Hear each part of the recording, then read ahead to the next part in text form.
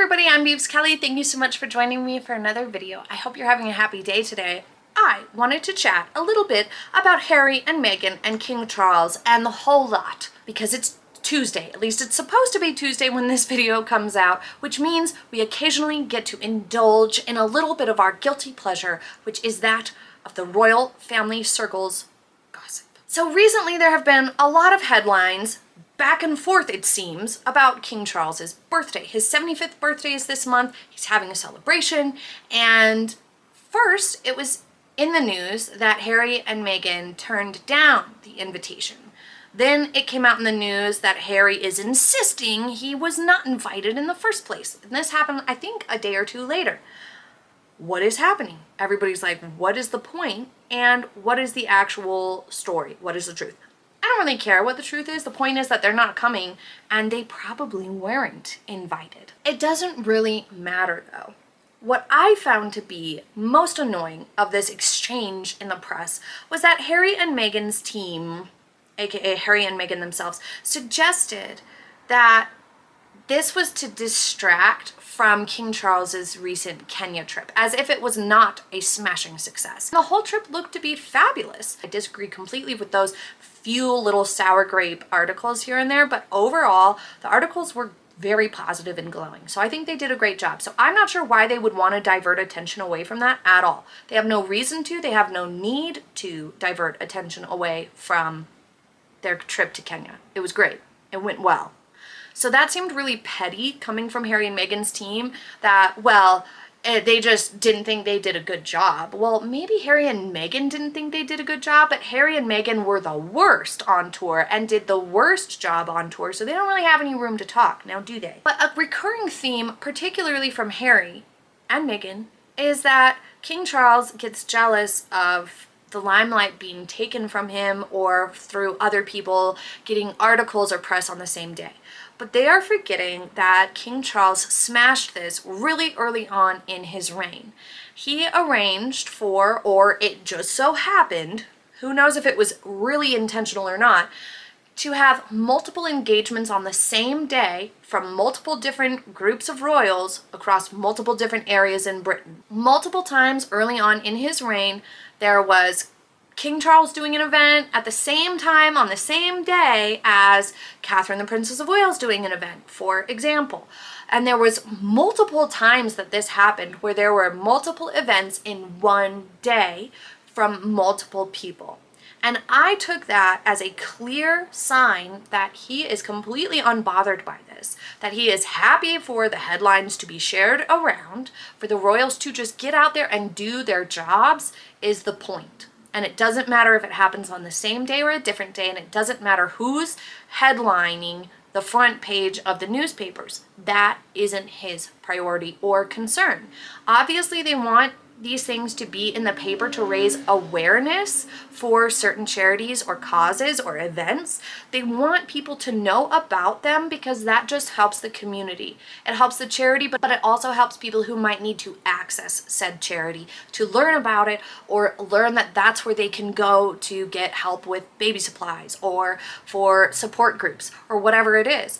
So it helps people in the community to learn that these resources are even there for them in their neighborhoods, but it's also helpful for the charity, for people who might want to donate or get involved themselves or volunteer their time. They very much want people to know about the charities and they want to be in the papers. But Charles doesn't care if it's his work that day or William's work that day that gets featured on the front page. I took that as his, I really don't care about that sign. He shouldn't have to, and he doesn't need to come out and say that.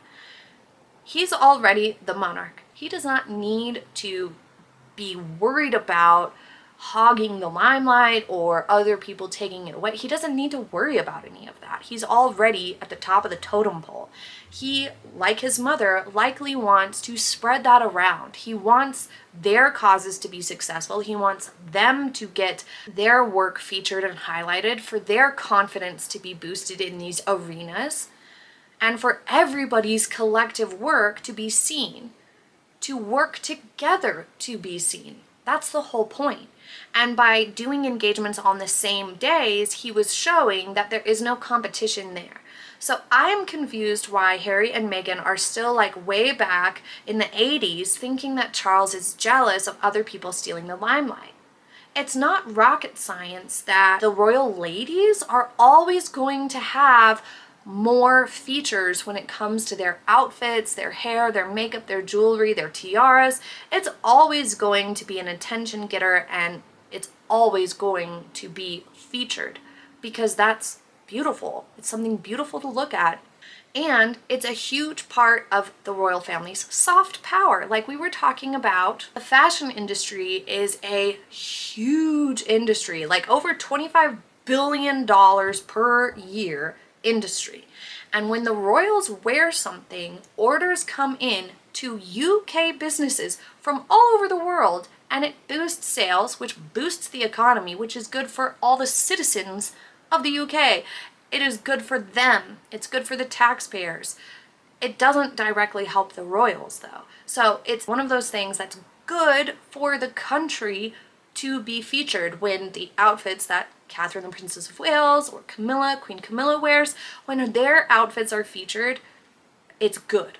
Good for business, for the people. So I'm sure King Charles likes that and is good with that. He sees the purpose in it. He's an intelligent man. And in general, many men out there just don't really worry so much about or care so much about what the royal family wears. It's often the women who buy the magazines and the newspapers who want to see what the women were wearing and then order it for themselves if it's something affordable, or get a look-alike if they can.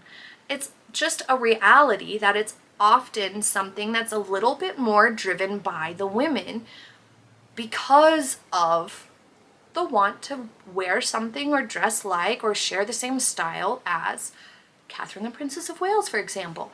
And obviously, King Charles is not unaware of this phenomena, nor does he likely get bothered by it at all. I don't see that man having any concern with Catherine having a feature for an outfit she wore over, a picture of him. I don't think he's that type of guy. He doesn't seem like he cares about that too awful much. And perhaps that's just the impression I'm getting, but ever since I've heard, especially Harry and Meghan repeatedly say that Charles is jealous anytime one of the ladies have their picture featured instead of his, or jealous anytime a different royal gets featured instead of him, I just think, no way. Charles does not seem that petty, and at his age, especially, I don't know any men that age, any grandparents who would care. Who would care about something like that? I just don't see it mattering to him, because ultimately it still will circle back around to highlighting the work that they do at the end of the day, or the good things that were going on at the end of the day. And that's all that really matters. So I just completely disagree with that. And I think it's really petty of Harry and Meghan to even still be thinking that way. It's been clear for a long time that it was Harry and Meghan who were jealous and concerned with not getting as much of the limelight, not getting as many privileges, not getting the same size house or a house in a castle. They were clearly concerned about those things, not literally anybody else. So it would make sense that it's Harry and Meghan who are concerned or still thinking that other people are also just as petty.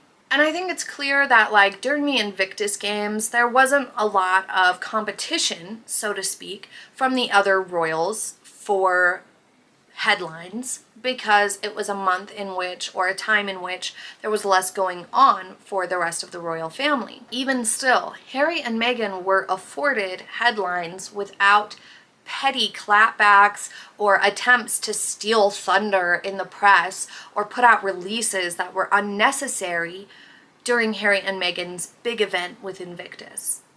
But yet they sit around in Montecito putting out petty clapbacks or press releases that are completely unnecessary when the real royals are busy doing good work that really matters. So it just illustrates how petty they're being.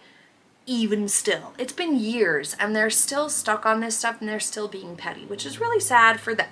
Really unfortunate for for them. Regardless, I'm sure King Charles will have a fabulous birthday party, and my personal take on it is that Harry and Meghan were not invited and won't be invited to Christmas or anything like that. But what do you guys think? Please leave it in the comments, and if I can, I'll try to get a poll squeezed in to see what you guys think. Thank you so much for joining me for this short little bonus video. Please leave in the comments what you think about this subject, whether you think Charles is bothered by headlines like that or not. I am very curious to know what you all think. Thank you so much again. I hope you have a very happy day ahead, and I will see you next time. Bye!